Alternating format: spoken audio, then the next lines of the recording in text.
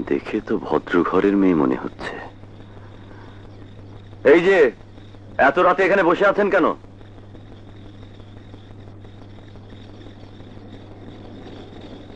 কানে শোনেন না? কার পথে বসে আছেন? ট্রেনের। ট্রেনের? হ্যাঁ, এটাই আমার জীবনের শেষ স্টেশন। মানে? এখানে আত্মহত্যা করব। আত্মহত্যা করবেন কেন? ছোটবেলায় বাবা মাকে হারিয়ে দুঃখে কষ্টে মামার আশ্রয় ছিলাম।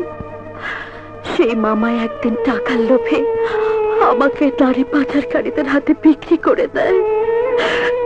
নিজের ইজ্জত নষ্ট হবার আগে ওদের আস্তানা থেকে পালিয়ে দু মুঠো ভাতের জন্য দাঁড়ে দাঁড়ে কাজ করতে যায়। কিন্তু কিন্তু সবাই আমার দেহের প্রতি। তাই এসেছেন আত্মহত্যা করতে? তা অবশ্য মরার অধিকার আপনারও আছে, কারণ আপনিও আমার মতো জনম দুঃখী। আপনি জনম দুঃখী? হ্যাঁ, আমিও আত্মহত্যা করতে এসেছি। আপনিও আত্মহত্যা করতে এসেছেন? কোন দুঃখে? এক মা ছাড়া দুনিয়াতে আমার কেউ ছিল না। দিনরাত আমি শুধু যাত্রা, থিয়েটার আর গান নিয়ে ব্যস্ত থাকতাম। অসুস্থ মার দিকে বিন্দু মাত্র খেয়াল রাখিনি। একদিন সারা রাত যাত্রা করে সকালে বাড়িতে ফিরে দেখি মা নেই। চিরদিনের মতো বিদায় নিয়েছে। বিনা চিকিৎসায় মা আমার মারা গেলেন। মার জন্য আমি কিছুই করতে পারিনি। আমি এক অপদার্থ।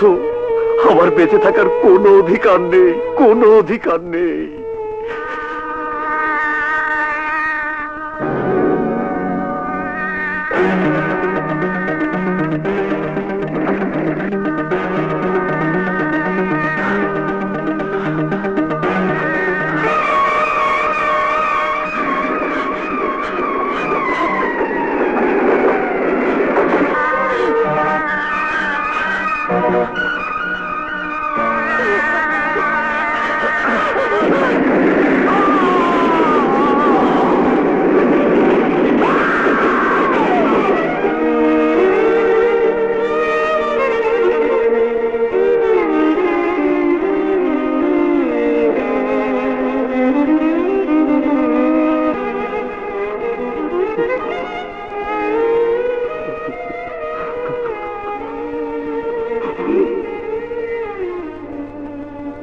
ওষুধটা খাইয়েছেন?